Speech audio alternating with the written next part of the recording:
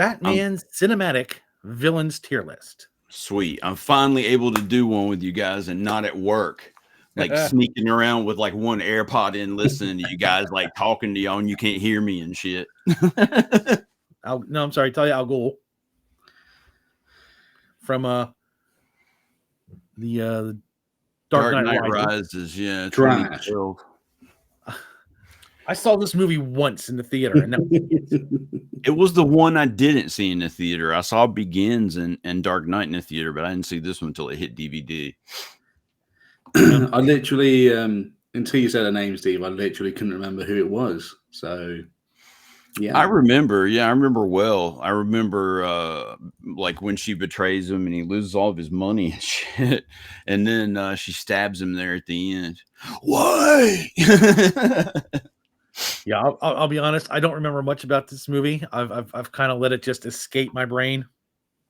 I got more important things to fill my brain with. So, I mean, she was okay. It was just kind of like okay. She was okay. Forgettable, you know. But I guess like Steve, I saw the film like once, and that was enough for me.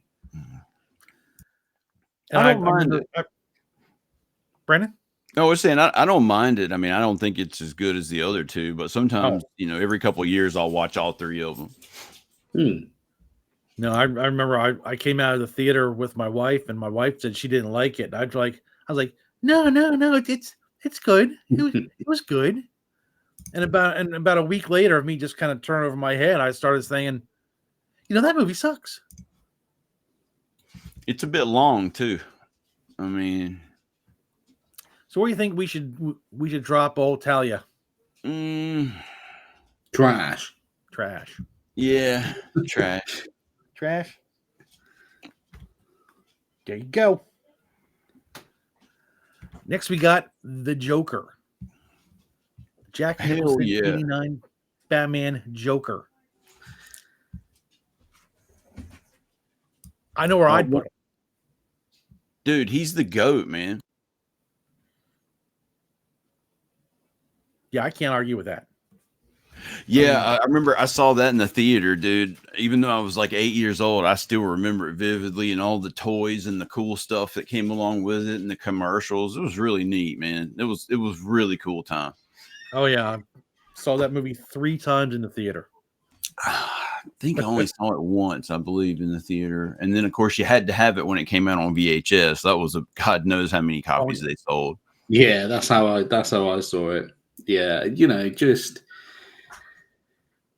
you're putting your own kind of spin on the role. It was brilliant. He made that film just as kind of much as kind of Keaton did. Mm-hmm. Definition or the personification of insanity. I think in a nice 80s vibe. I remember like almost being disappointed when I found out Michael Keaton was playing Batman because I knew who that was. And I'd only seen him in like comedy movies and stuff. And I can remember my dad kind of complaining about it, but it turned out pretty damn good at the time. Yeah. I can still go back and watch that movie and enjoy it too. Oh, yeah. I watched it last week. Oh, man. I've been thinking real hard about watching it because I want to watch both of them. Batman Begins is like a Christmas movie in a way. I mean, not Begins, or Batman Returns. I knew exactly what you meant. So we put him in the GOAT? I think, no question about it, God, it was so cool, man. God, it was so cool. Seeing it for the first time, that was the shit. All right, how about Danny DeVito as the Penguin? Pretty damn good. Pretty damn good. There's not a lot of actors I've seen on screen who have taken the role of a superhero or something like that where I've just gone, that's him. He influenced the role. He influenced the way it was portrayed in the cartoon. So I mean, he did great. I mean, I don't know if all of that's based on like Burton's design or if DeVito. I think that definitely helped, didn't it? That definitely helped. I mean, he certainly portrayed the role damn well. Whether he had any sort of input on the look or not, he was great. Yeah.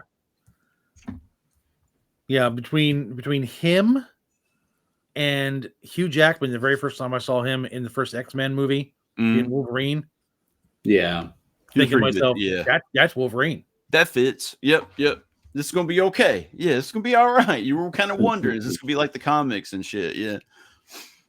But I don't know if I'd put him as GOAT. I think he's great.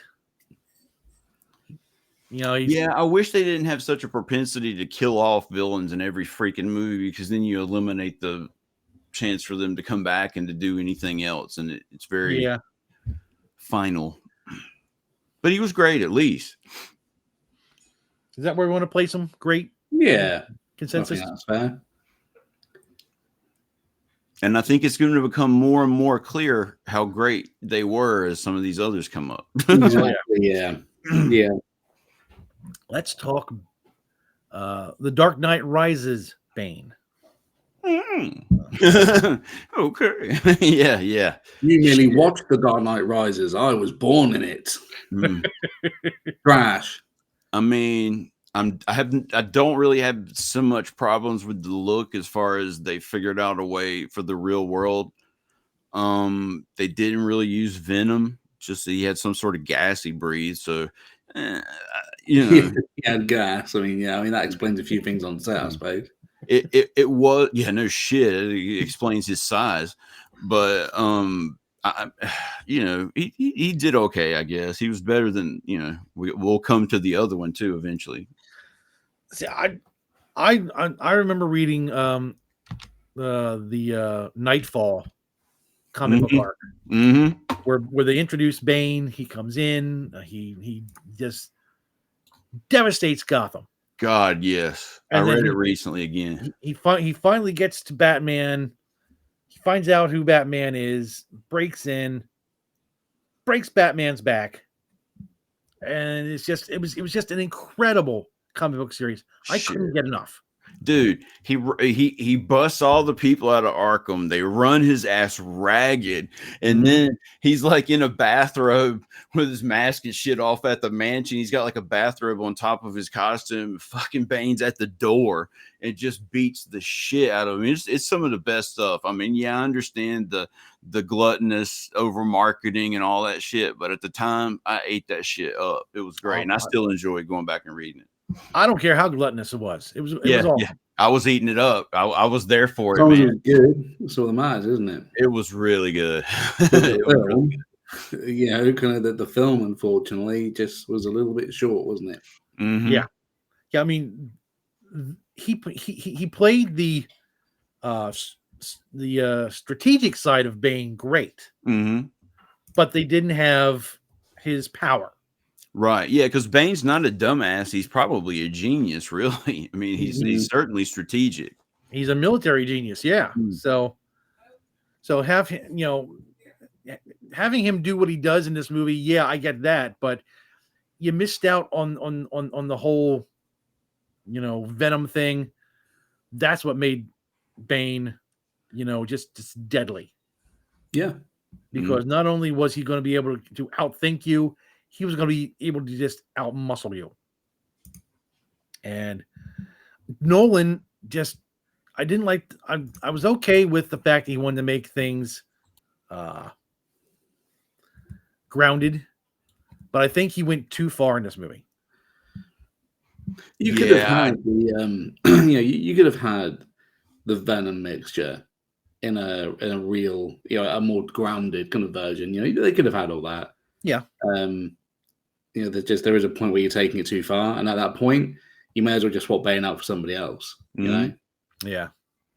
I mean, I want some sort of portal into the multiverse where we can go and see the sequel where Ledger had lived. Surely it would have. I mean, God, please tell me he would have been God. But he was going to be in it, wasn't he? That was kind of the thing, wasn't it? And I think that's why this film is weaker. And I think we said this on the last stream that we did, Steve, didn't we? That you can tell it's structurally weaker than the other two. And I think it's because it was all going to be not necessarily centered around, but he was going to be a big part of that. And then obviously what happened, and it's like, well, shit, you got to kind of counter plan around that. Yeah. And they weren't going to recast him, surely. But it just, the thing, I know I've probably said this a gazillion times, but the testament to how good he was, even though I know we're not to him yet, but I just want to say this before I forget. But I remember watching Dark Knight in the theater and forgetting that he was dead. and be like, oh Yeah. shit, you know what I mean? Yeah. Like, it's so good it took me out of it because I thought I'd just sit there the whole time and be like, well, this is a bummer because he's dead. Nah, man, I got sucked into the movie. That good. Mhm. Yeah, it's a great movie. So where are we putting this iteration of Bane? Mhm. I mean, it's probably all right or trash. Yeah, I mean, if you're putting Al Ghul in from that film, it's trash. You may as well put Bane in there as well. Yeah, because they were sleeping together, weren't they? Or they were like secretly he loved her or some shit. Trash. All right, let's talk Two-Face Interesting. from the Dark Knight. A grounded character. I thought they did well. Yeah, but let's be honest, he was kind of outshone, wasn't he? I mean, it was a good performance, but no one was really thinking that much about Harvey Dent for the most part. Yeah, I mean, and so he's another example. They kill him off in that movie, but it even rubs more salt in the wound because Joker didn't die in that freaking movie, man. He got captured. You know, it's just like shit. And you wonder, like, I've never thought to look this stuff up, but like, I wonder if the ending of Dark Knight would have been different had he lived. Like, would there have been some sort of setup for a payoff in the next movie? You know, I wonder about that. I don't know, because they would have did that already, wouldn't they? Because they would have. I mean, nobody knew what was going to happen, so I would have thought. I think he was definitely going to be in it, but I don't necessarily think that's Nolan's kind of style, though, is it? To do like the whole kind of Marvel. Yeah, I'm not sure. I don't recall how complete Dark Knight was. You know how that lines up with him passing away. But I mean, Aaron Eckhart was damn good. Please see the hospital scene where you actually forget the fact A, that Ledger's dead, and B, that he's in a freaking nurse's outfit, and you actually take the scene seriously. I mean, and that shit where he like yells really kind of almost like a jump scare in the theater, that part where Two-Face yells in the hospital. So I mean, damn, it was good. I mean, he's maybe great. Yeah, again, it was kind of bouncing off Ledger, wasn't it? You know, the whole dog chasing car speech. You know, just great stuff. But and I think that line almost kind of explains the Joker very well. Yeah, and when I see it like music, it's like, you know, it wasn't just one or the other. I mean, you know, Ledger was the metaphorical kind of lead singer and lead guitarist in that scene, but the rhythm guy that was Aaron Eckhart did really great at holding shit down, and I feel like he really kind of reciprocated. Yeah. All right, so what do you think? Put him in great? Yeah. Okay. It was good. Great. Get to be great. Now it's about to get good. Gen 90 girl. I can remember the way I held my action figure from this movie. My wife for Catwoman is S tier. I will die on that hill. She was really great. She was really good, I have to say. I liked her as Catwoman. I thought she did a good job. She wasn't as comic book accurate as I would have liked. The but she definitely fit into Tim Burton's Batman universe. And she definitely threw herself into the role, didn't she? You've got the whole kind of clips and story about kind of learning the whip and all that kind of stuff. You know, I mean, and you know, she didn't have to do that. I mean, she could have just went in, just kind of phoned it in. I remember, like, obviously it came out, I think 92, so I was probably like 11. Obviously I didn't know as much about comics as I do now, but even what I had read, I knew that it was different and knew what they were doing with that character. Everything from like putting the costume together, especially the 9 Lives thing. The 9 Lives thing was kind of neat, I guess, and kind of unique. So that was different, but it was definitely one of those deals where it's like, you know, Tim Burton changed it, but it paid off. It was pretty cool. Yeah. Yeah, and the scene where before she becomes Catwoman, she's got that little neon sign that says "Hello there." Yeah, hell yeah. And then afterwards it says "Hell here." I think I swear, I think one of my favorite scenes is near the very end where Keaton rips the mask off and Christopher Walken's like, "Why is Bruce Wayne dressed like Batman?" And then Michelle Pfeiffer says, "Because he is Batman, you moron." That's a good movie. I've been thinking so much about going back and watching it, so I'm gonna have to watch it. Perfect season, Christmas movie. Yeah. Damn straight. I may be watching it this evening. Let's see, what is this? I keep having to remind myself it's not Saturday. I got a couple more days off than usual. Nice. So what are we putting Shit, Catwoman? man. She was I know so good. Gen X Gal 90 wants her in the GOAT tier. Yeah, I don't think I'm sorry, kind of Gen X girl, but I don't think she's top tier. She was I great don't in think the she's role. top shelf. Great, certainly great. I think is fair, but like if it was just a Michelle Pfeiffer Catwoman film, would you rather watch that or maybe kind of Nicholson? I'd go with Nicholson objectively. Yeah, it's funny, like the stories you hear about, like one of the deals for Nicholson to be in the movies, they had to ship the damn Laker game VHS tapes to London so he could watch the games, and nobody was allowed to say shit to him if they knew what the outcome was. Yeah, I remember that. Pretty funny. If you want Jack Nicholson, you gotta, He's a diehard Lakers fan, man. But yeah, I think she was great in that. Yeah. All right, yeah, we can do great. We're not complete chauvinists, just partial. A little bit, yeah. All right, let's talk the Batman and Robin Two-Face with the let's see. He's Comedy. Batman Forever in 1995. It's Batman Forever. I'm sorry. I'm getting my Batmans crossed. Saw that one in the theater too. I was like 13 or 14. Yeah, I saw it in the theater, and I was. It took me a while to kind of like it. I mean, I didn't like it at first. I thought it was too over the top. The exact thing that the director Schumacher said he wasn't going to do.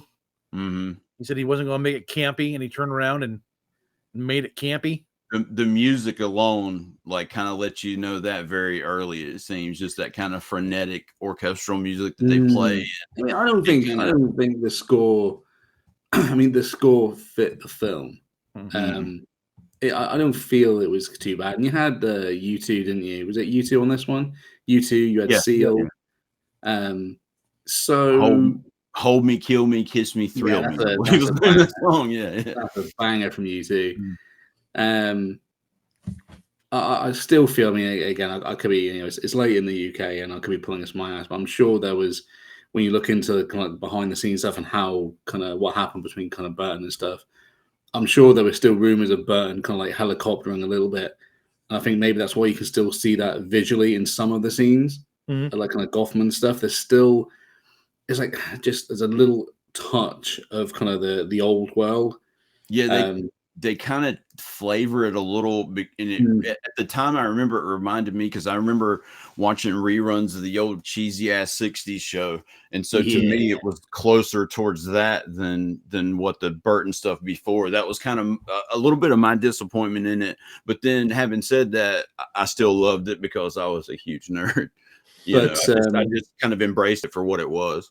What I was going to come around to, and I think we said this, and again, kind of sorry, I can repeat myself from that kind of last stream, Steve, but Batman and Robin is full Schumacher, and that's what we would have got, I think, if we didn't have a tiny little bit of, you got to listen to Burton because, whatever, just keep him happy or whatever. Batman and Robin, I think, is the true vision that Schumacher wanted to give us. Yeah, and which is the greater of the two evils, I feel. Yeah, it's the fourth one in the series, but the first one I did not see in the theater. I didn't see it, and I was a huge Schwarzenegger fan. I don't even remember. It may have been around the time I got my driver's license and was more into chicks there for a short period of time. But I didn't see that until it came out on tape. So Tommy Lee Jones, I mean, he did more of a goofy Jack Nicholson Joker than a Two-Face. Yeah. Where would we put him on this tier list? Honestly, it was kind of trash for me. I never really cared much for it. I think it's still entertaining in its own kind of product of the time. I mean, I'd maybe put it in all right, or whatever that middle category is. I would concede that. Yeah. I mean, because I'd rather watch him then I was born in the bullshit and Al Ghul. Yeah, because Batman Forever, that's the thing. Batman Forever is a lot of things, not all good, but it is an entertaining movie if you allow it to be. That's a broad ass movie, man. That's like 5 movies in one. You got the Jim Carrey shit. You got Tommy Lee Jones doing his thing. I mean, there's just so much shit going on in that movie. It's ridiculous. All right, let's wonder what we would have got if we had a Tim Burton. Oh, I know. Same deal. Yeah. I want a vision into that in the multiverse too, man. That's why AI. That's why I need perfect AI and give me that stuff. So let's talk about Heath Ledger's Joker. Trash. Because he's dead. All right. Yeah. It sucks that he's dead. I know that. Yeah. There's no point dancing around it. It's one of the best performances of a villain, like of a villain, full stop, let alone the interpretation of the Joker. Just so good. Yeah, I remember thinking that too, and obviously as a fan and a nerd already, you kind of lean in that way, as being a fan anyhow. But like that was just like one of the best portrayals in film ever. I mean, it's like when you can make me forget that you're dead. IRL, it's pretty neat, man, and just the way. Everything indicates, I guess, that was kind of a collaborative thing with him and Nolan, I suppose. I don't know how much of it was on the page and how much of it was him, but shit, he sure did pull it off either way. Mm-hmm. Yeah, I'm the fact that we got a Jack Nicholson Joker, which at the time I thought he was the absolute best Joker. Although he's still my Joker. It's like Heath Ledger, is in that setting. Yeah, he's still the GOAT.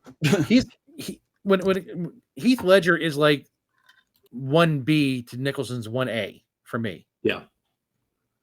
I can watch them both and enjoy them both, and they're both the best Joker for what they're doing.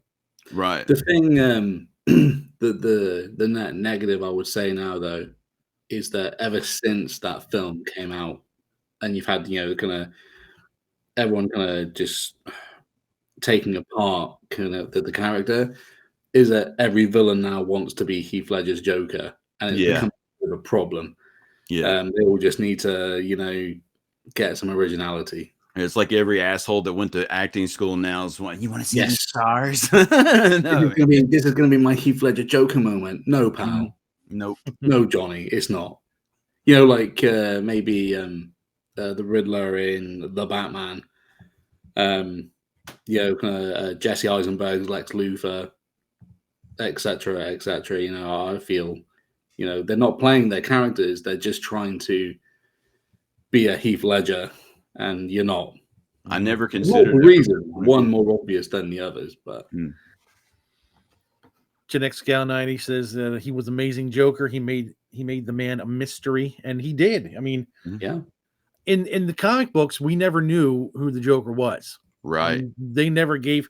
He himself gave multiple backstories. And basically every version in the comics that I give a shit about, we know nothing about him really. Everything. That's the thing, isn't it?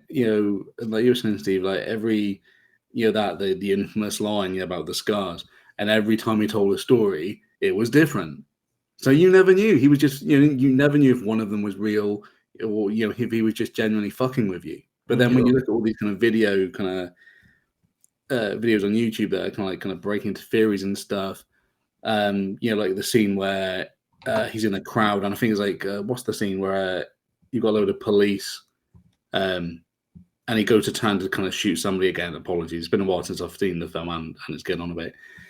And the theory is that, well, is he former forces, etc., etc. And you think, right, they're all valid theories, but no one will ever fucking know. And it's brilliant because no matter how many times you watch it, you can't break that puzzle. And I think that's the best thing about this Joker. You don't know who he is. You don't know what his motivations are. Like he says, he's just a dog chasing cars. Yeah, right. You can read the chaos. But Steve, that could also be a lie. It very well could be. true. You know? I mean, I mean, it gets used to death and quoted to death, and it's cliche, but it's still an accurate representation. If you read The Killing Joke from '88, there's a line he says in there's about remembering his history as multiple choice. And so you're like, yeah, this is kind of a neat backstory, but it could all be bullshit, you know, and that's kind of the mystique of the character. I know, going back to the comics a little bit, I think the worst thing they've done in recent years with the Joker is they came out with the 3 Jokers. It sucked. And apparently all 3 Jokers are actually real Jokers, and they've all been around, and that's just, I mean, it's retarded. Is that new, Steve? Is that new? It came out, I think, in the last 10 years. Yeah. I think any idea before or after Batman Arkham Knight? I'm testing everybody now. I think it's When after. did Arkham Knight come out? Okay, after, because it was first kind of hinted at around 2015 or 16 during the Dark Side War, but got delayed when like Doomsday Clock didn't come out until 2020 or something like that. And I think 3 Jokers was after that. So it's been relatively recently, but kind of got kicked off around 10 years ago. Because I've been replaying Arkham Knight because I needed to finish it and I wanted a 100% at this time round, which is going to take forever. That kind of thing is already a thing in Arkham Knight, where there's a, I don't know how many spoilers for Arkham Knight, but fuck you, it's been out for like 50 years, so if you haven't played, I think it came out like 2012 maybe. Yeah, there's like I think from the previous game or the first game, whatever, there's like a Joker virus, and it's Batman's got it nailed down. He's basically kind of not in prison, but he's had to detain, if you will, like 3 or 4 people, and they all have different attributes of the Joker. One shows no signs, but it turns out actually he's been a fucking liar. He's been a lying bastard all along, and he like represents the intelligence of the Joker. So this kind of 3 Jokers thing just sounds like they've just ripped off Arkham Knight. Probably. I mean, seeing as how they own the properties, they probably they might have looked at that and thought it's a good idea. Let's spin it into a comic book and see what we can get. Yeah, it just wasn't that good, man. No. So we putting Heath Ledger up with Jack Nicholson in GOAT territory. Yeah, there's no point trying to. Don't want to be all edgelordy. No, he's only all right. Yeah, he's absolutely him. Before you take a screenshot of this and you put it on X, Steve, do that. Put it in trap. Fuck them. If they're not going to watch the video, that'd be funny as shit. I just might do that. Yes. Put them down there in trash. It's like, if you want to know, watch the video. Yeah, every time, man. Every time you do one and I'm tagged in it or whatever, and someone will say, "Oh, nice list, but why such and such?" I'm like, bros, watch the fucking video. Come on. I posted there on X. It's posted there on X. I know what's going on. New time up. Let's go. Like, subscribe, and all that kind of stuff. It's ridiculous. I mean, you post it on X. Gen X Gal 90 knows she's here. She joined the chat, so maybe I don't know. Just a suggestion. Maybe don't post it. Say if they want to know what the results are, they gotta watch the video. I can do that. I could take a picture of it and then run it through one of those filters and to make it all Yeah, look, we're workshopping live. Look at this. Yeah, welcome to our creators workshop. A video within a video. So we're gonna. I'll make it all hazy so you can. I can see there's squares there, but I can't make out who's where. Well, if you want to know, watch the video. Maybe in a couple days I'll release the real video, the real picture, and release the real video. Forget that. Release the Steven cut.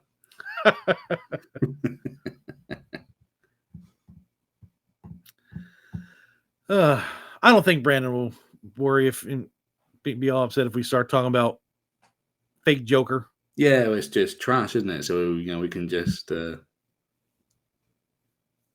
move on.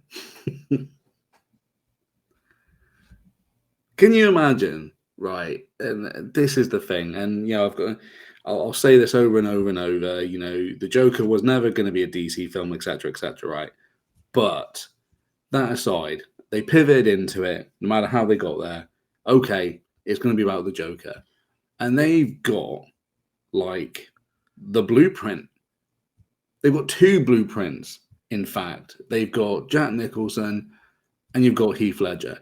Okay, you've got all the bases covered between how your Joker should act. Like you could even try and maybe be a bit kind of cheeky and pull from both, right? You've got the whole spectrum there, and they didn't, and they just seemed bland and boring, and he got railed up the bum. I mean, the worst thing that could happen is that $1 billion. You ain't railing Heath Ledger's Joker up the bum. I'm telling you that now. It's just not going to happen. No. Sorry, oh no, I was just saying, like, I guess the worst thing that could have happened when they made $1 billion on that first one, and they only had like what 50 or 60 million in it. And I mean, it's like one of the biggest trolls, in my opinion, of all time. Well, this is the irony, isn't it? They got what they deserved, didn't they, with the sequel? Mm-hmm. And I remember I saw it in the theater, and it was like, for what it was like, okay, yeah, that's cool, but there's not really much you can do with it, and it probably should have just been left as it was, and it would have just been this kind of odd little thing that people talk about on occasion and bring up in conversations about best Jokers and shit. But yeah, that second movie just completely destroyed whatever legacy it could have eked out. See, I never thought this was going to be a very good movie. For one, again, being the purist I am, the makeup itself makes him look like a party clown. Doesn't even make him look like the Joker. Second, you need Batman. Yeah, Batman and the Joker are two sides of the same coin. Yeah. If you don't have Batman, you don't have the Joker. And this Joker had no Batman. Not at all. I mean, apparently Thomas Wayne was in the movie. And if Thomas Wayne's in the movie, that makes Bruce a kid. And he was. the Joker was never around before Batman. Right.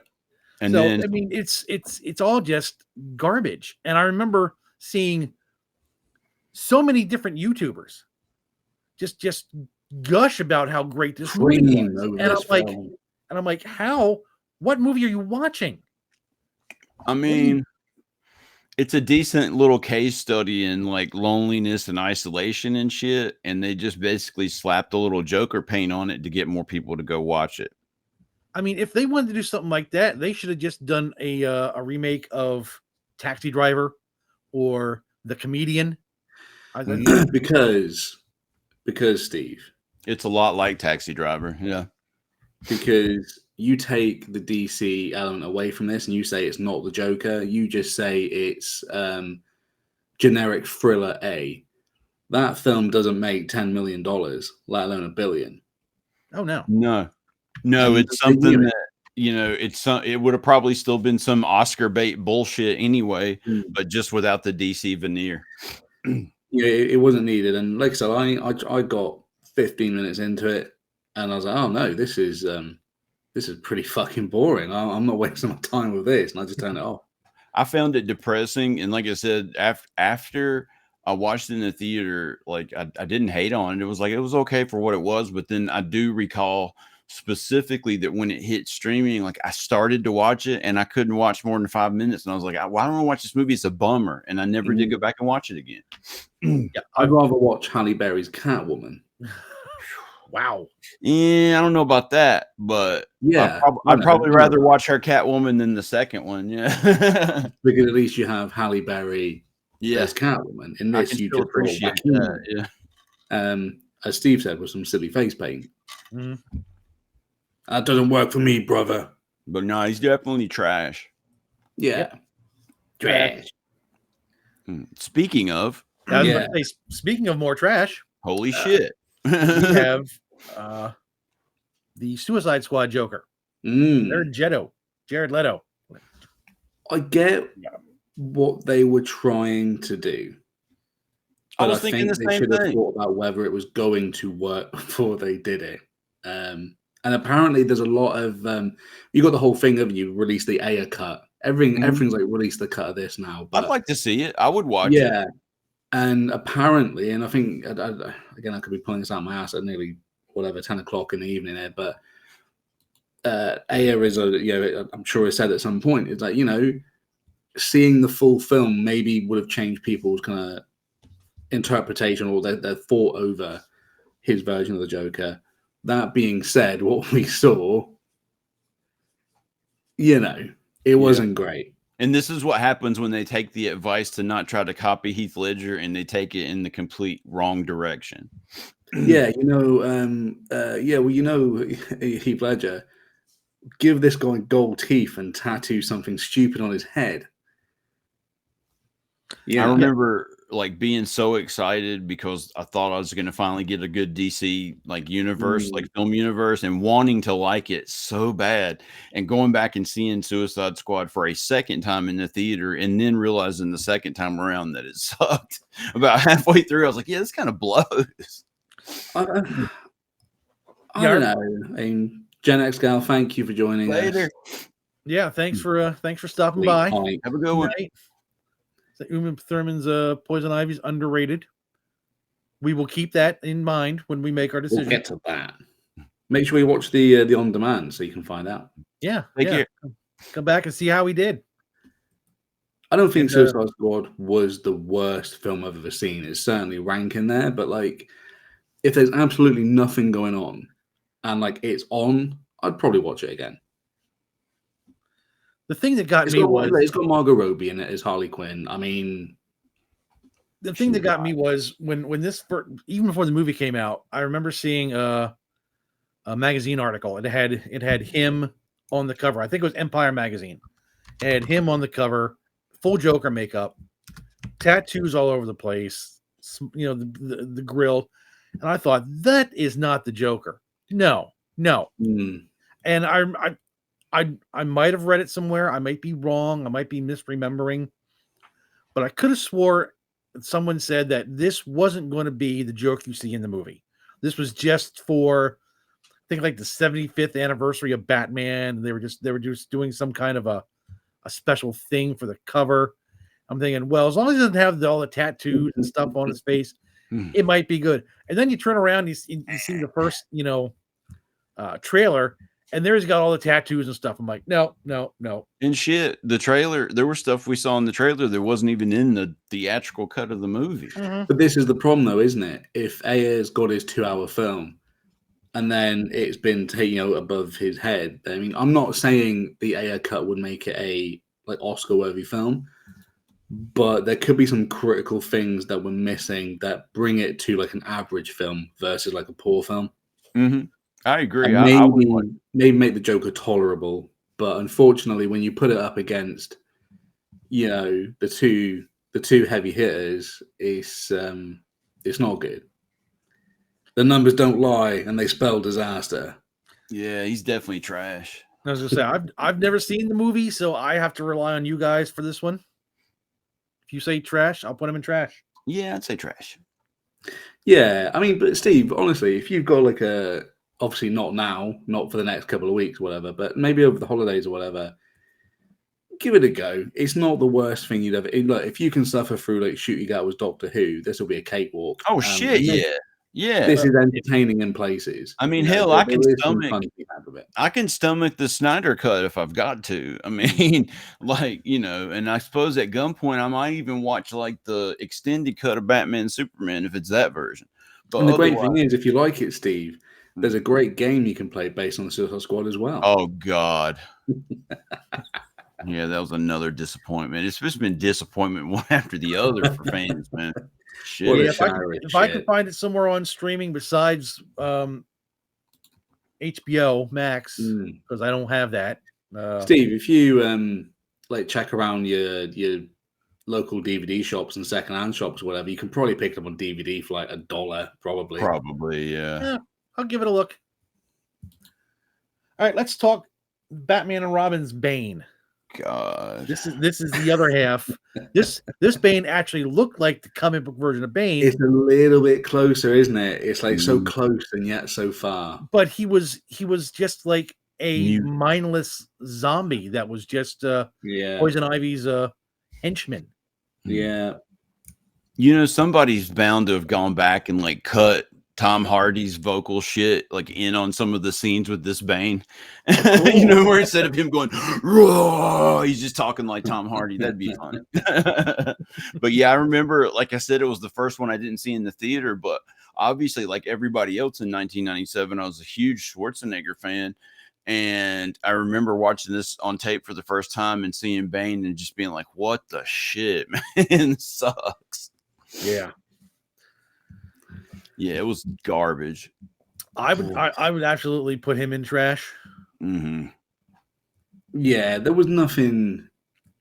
Yeah, there was no positive, was there really? I mean, it didn't do anything. There was no threat of him. The thing is, right, even Bob from Batman '89 has more screen presence than this dude, you know?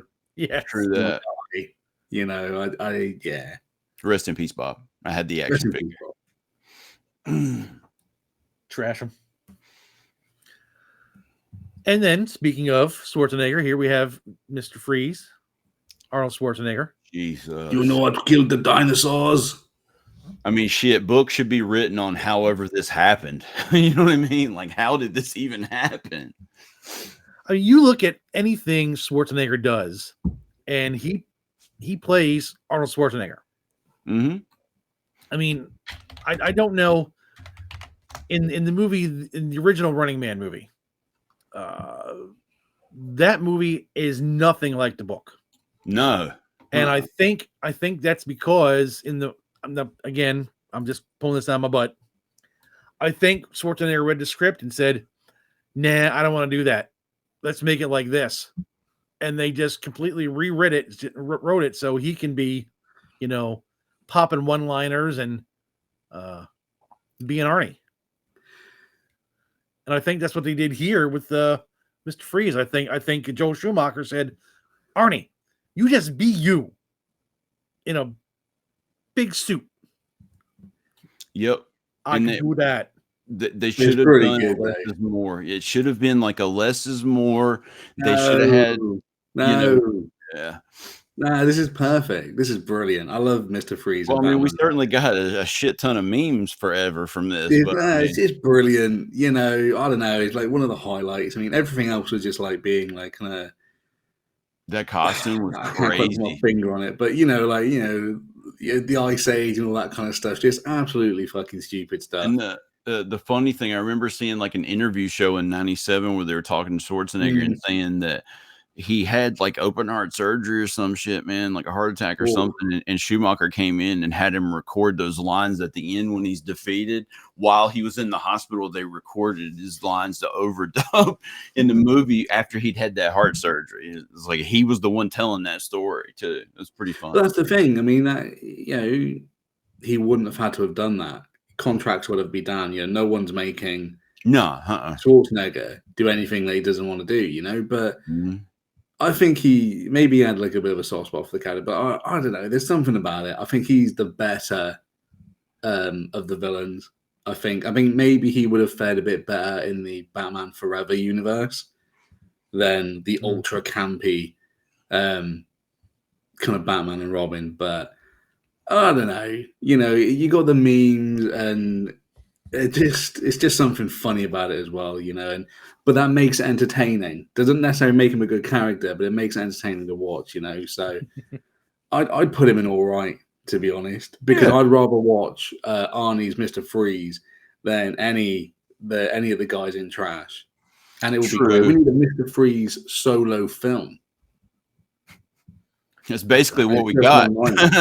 Yeah, it's just one-liners. All right, yeah. We'll put it up there and all right. Yeah. Poison Ivy. What about Poison Ivy? Gen X girl says she's underrated. Well, she's gone now, so we can. Well, I mean, actually, if you really stop and think about it, she was probably a little closer than some of the rest of them to the character. Except, depending on the portrayal, she wouldn't necessarily been like a mousy nerd person before, but I don't know. I wasn't very impressed with it. I just was a 16-year-old kid that thought she was hot. That's pretty much it. And that changes everything. Mm-hmm. Yeah, I mean, yeah, the whole film was a little bit kind of wonky, wasn't it? Mm-hmm. Schumacher unleashed. So a lot of villains, yeah. They did the Spider-Man 3 thing before Spider-Man 3 had a chance to do it like 10 years early, man. But yeah, they crammed. Yeah. I don't know. I mean, like she was a bit more entertaining than everyone in Trash, but I don't know. Does that just simply make her just a higher grade of trash? I don't. Yeah, I mean, I think she was. Again, she wasn't comic book accurate, but she was a lot closer than Freeze. Mm-hmm. And there should probably be another tier in here for between Trash and All Right. That's where she would probably go. Yeah, meh. MEH. Meh. That's the grade. Yeah. So, but I think we can probably put her in All Right. And okay, yeah, I ain't got an issue with that. Yeah, there's no point trying to be too like touchy about it, How about Ra's al Ghul? Batman Begins. Love that movie. I was wondering how I would feel when we got to this one. Good, but not as good as the two Jokers, I feel. I don't know, just a dude, isn't it? I remember he plays it really, really well. Oh, but shit! At the end of the day, it's just Liam Neeson. Mm-hmm. Yeah, and that's enough. Now, I do recall like watching it in the theater. I remember it was like one of those midnight showings they used to do before all the crazy other Batman showing things that would ruin that. But a few years in the future, but I remember when it's revealed that that's who that is, and then it's like, oh well, shit, that's kind of obvious because he kind of looks, the hair and everything kind of looks more like him. In that moment, it's like, oh, duh. But no Lazarus Pit. He's not 700 years old. All that sort of stuff, kind of shit that makes him cool. Mm-hmm. I think maybe they sacrificed that when they said, "Oh shit, we're gonna get Liam Neeson, man. We got Qui-Gon up in this sucker, so do his hair like him, and he's gonna play himself." But I mean, it was okay for that kind of grounded version of the character and everything. It was all right. It was okay, and he was cool to come back in the third one for that flashback. Great, not for me. I mean, I wouldn't call him trash by any means. He's probably all right for me. Yeah, I thought he was. I mean, for what he was in the movie Batman Begins, I think he was. I think he was great. I mean, just his acting was on point. He was menacing. He was he was a great mentor type character at the beginning, and then doing the villain at the end. For the normies who didn't see him for who he really was, like you and I. I mean, I knew right away who he was just because of the. It's like he looks like him. What the hell? Yeah, yeah. Plus, I'm pretty sure Ducard, the name he uses is the name of some of his body. It's the name of his bodyguard somewhere. In Batman Ducard is like one of these dudes. They were playing off of the fact that that's one of the people that trained Bruce when he was traveling out the world learning shit. I want to say he was like a French detective or something like that.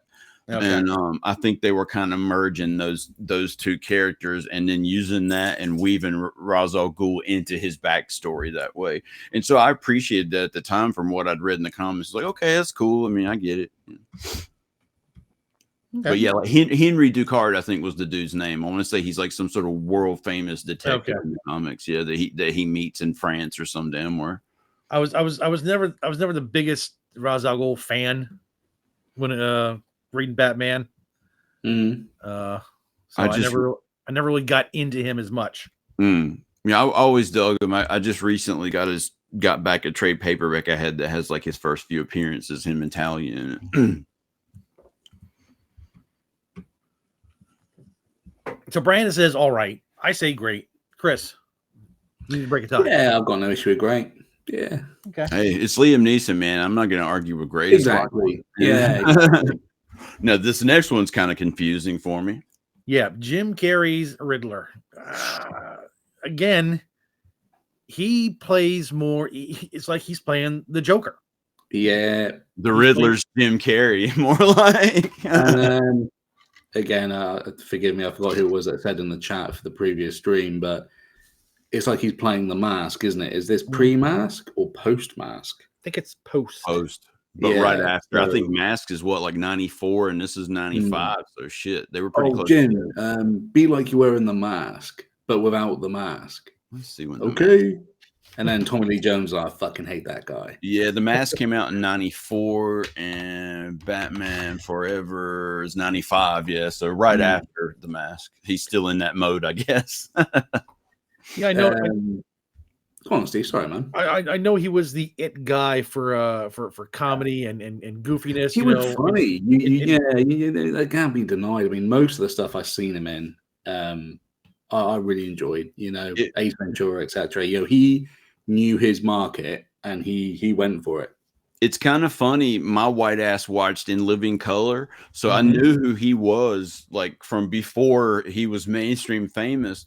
And I just remember that was kind of wild because I used to love I don't know. I always loved comedy shit, even as a little kid. But I can remember watching In Living Color every week, man, and him being on there. It's like, oh, well, there's one of the white guys on that show. But it was really funny. I liked it at the time. And how he didn't get stretched by Lawler on that film where he's playing Andy Kaufman. No shit. Crazy bullshit. Yeah. Oh, Jerry could have had his way with him if he'd have wanted to, no doubt. Pre-heart attack Jerry, he would have stretched him. Shit, people probably watching this got no idea what the fuck we're talking about, so we'll leave it there. But stretching? What's stretching? Yeah, don't Google it, for fuck's sake. Don't Google it. Oh yeah, God, not these days. Think about it. But I don't think he was. I don't think he was very good. I think they put. I think he was way too over the top. I didn't like the gimmick. I didn't like the whole sucking people's shit into his head, and it did nothing for me. That part of the movie I really disliked. It was so far away from the Joker, it wasn't even funny. I think that plot point's a bit. They didn't need it because he's already or should have already been a genius, and you kind of get that impression at the start of the film that he's clever. We don't need this silly shit, but Schumacher's going to Schumacher, isn't he? Oh, what if every TV had a box on it and it went into his head? And it's like, obviously, there's no one there going, this sounds pretty fucking shit, to be honest. I mean, it's a really comic booky supervillain thing to do, but not in these Batman movies, man. Not like that. Yeah, but Forever had already taken a bit of a strange turn, hadn't it? So. Yeah, and you realize that really quick when you watch it. You're not in Kansas anymore, Toto.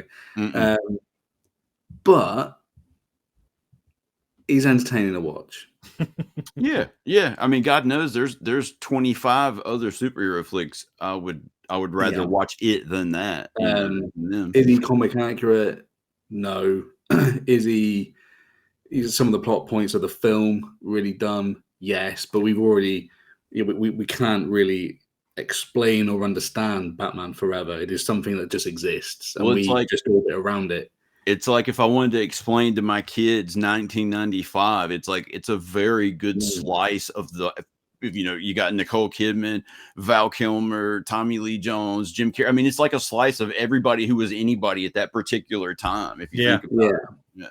It's a very nostalgic look on our childhood in that time back then. So, I look at it with rose-colored glasses, I'm sure. Yeah, and like the logic I try to apply is, would I want to watch him above the people in the tier below him. And yeah, I probably would. So I don't think he's trash. Anything higher than that is pushing it. But yeah. I think if you're putting Tommy Lee Jones in, all right, I think maybe his counterpart needs to join him. But yeah, and they did need both of them. The problem with you look at everyone in trash, none of the characters are entertaining and they're boring. And at least Jim Carrey isn't boring. All right, we'll put him in all right for that. I noticed actually we're missing the Riddler from the Batman, aren't we? I don't think this has nothing from them. I think this only goes up to. I didn't make this for transparency. Anyone watching? We're missing Shrek as well, aren't we? Shit.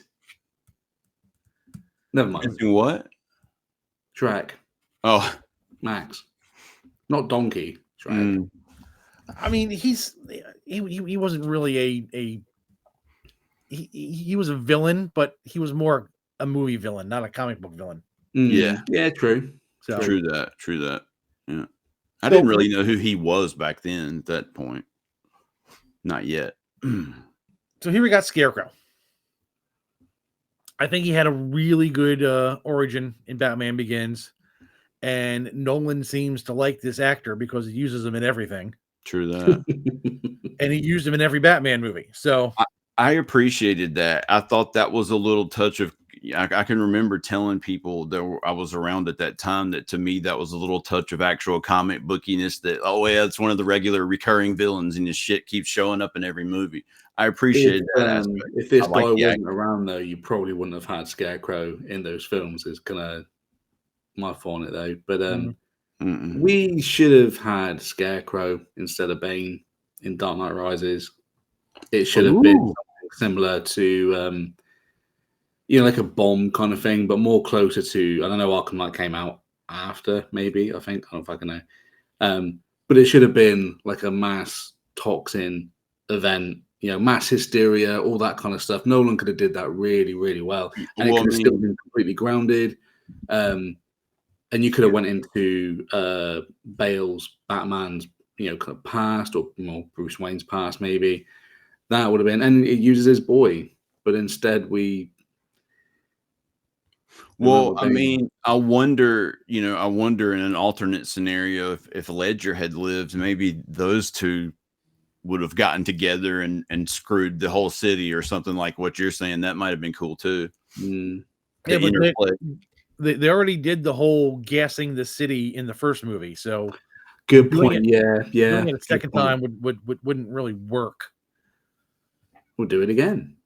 Now, if it was more a focused attack, maybe some other delivery system or something. Yeah, just going after Batman himself, and that wouldn't. I think you're right, Steve. Scrap all that. Fuck it. Well, and another thing, you didn't have to do No Man's Land like what he's saying. Going after Batman, it could have been a much smaller, more contained Batman-centric story, and didn't have to involve the whole damn city. Maybe it should have been like a Hush or something like that. I don't know. Nolan could have done something with that. Something more contained, and not so like involving 8-10 million people or whatever in an entire city. Yeah. But as for this. As for our Scarecrow here, where would you place him? I know where I'd put him. Do you see enough of him to rank him? Again, I need to wrap my head. I need to watch the films again as well, to be fair. That doesn't help. But he's mostly in the first one. He's briefly in the second one and a little bit more in the third one, but mostly in the first. He's not in that much of the second or third one. But he just all right. And I think he looks enough kind of like a Jonathan Crane, I suppose, with the mask off. I was cool with it. I didn't have a problem with it.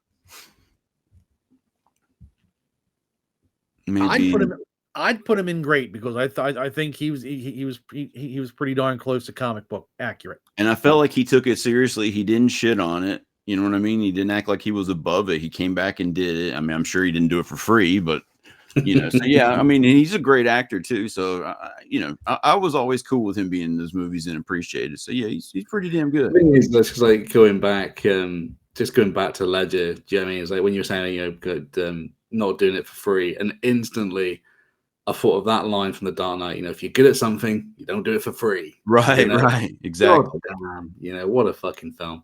Mhm. I'll be honest. I'm getting old. I'm tired. I'll defer to your judgments. I can't remember too much. So Yeah, it's been great. This is another where if there was a tier between great and all right, he would fit right perfect in there. Yep. But I think he did all right enough to be in the great. Yeah. I'd much rather see him than Tommy Lee Jones. Yeah, if he had to, he could have carried a movie as the villain somehow. Yeah. Yeah. We'll never know. All right, then we got Harley Quinn, the Suicide Squad. Think with my mind. Think with my mind. Don't think with body parts. Top shelf. I think I remember Harley Quinn from the animated series where she originated, and that's the Harley Quinn I remember. That's the Harley Quinn I think of when people say Harley Quinn. When they started to sex her up, for lack of a better term, I think they lost something in the character. Yeah, the character wasn't as. I know she had to step out of the Joker's shadow and be her own person. I just don't think she should have went. I don't think. I know why they did it. I mean, I'm not stupid. I mean, like Brandon said, let's think with our big heads. Yeah, right. Yeah. I mean, I mean, she's absolutely gorgeous. I mean, you can't deny that at all.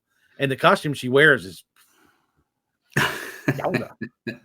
Yeah, they did this thing like shit. I can't remember what year. 2001 is what stuck in my brain, where she had like her first solo series, and then a few years after that, she kind of inherits this apartment building, and it's this big comedy thing, and she's a liberated chick. It's kind of what they spun and made that comic or that cartoon on HBO based off of. But I'm like you, man. I prefer that original, that kind of original red costume Batman animated series type version.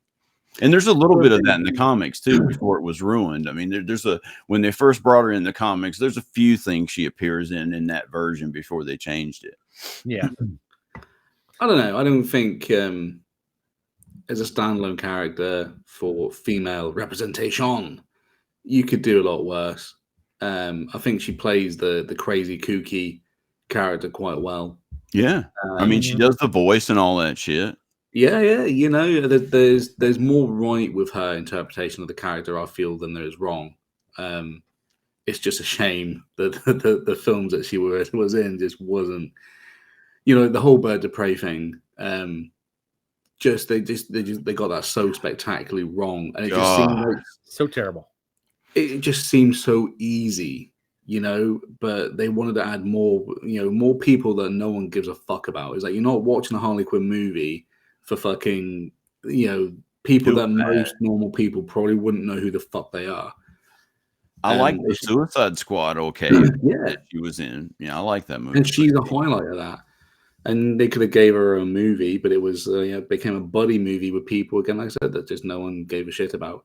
But if it was just her getting her own back on Black Mask or something, I think maybe the film would have went a bit better. But we got to have the black chick and the Latino chick and the young girl in distress or whatever the fuck. Yeah, but I think she's great, to be honest. Yeah. I don't think there's any point trying to be edgy about it. It's a great interpretation of the character, I think.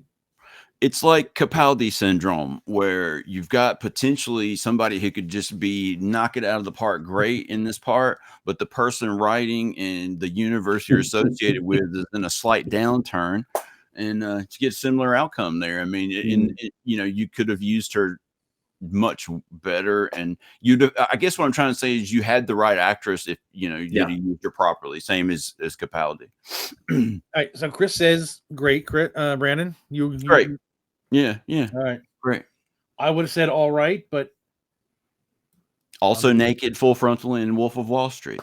I found that out the hard way. Like for some reason, I don't even know how the hell this was, but somebody had to watch it for some class or some shit. And so we just all sat and watched it. It was a few years after it comes out, and all of a sudden Margot Robbie walks up completely naked, and I'm like, I get uncomfortable.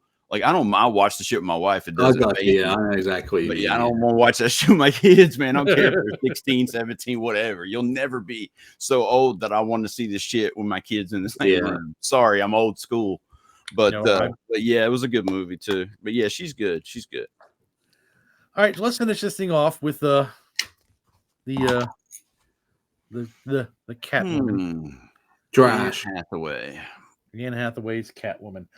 I'm not a big fan of her as an actress. I didn't think she did a very good job as Catwoman. I mean, it was just a thief, wasn't it? It was just a thief, but they called her Catwoman. They say, well, it's not the same thing, you know? Yep.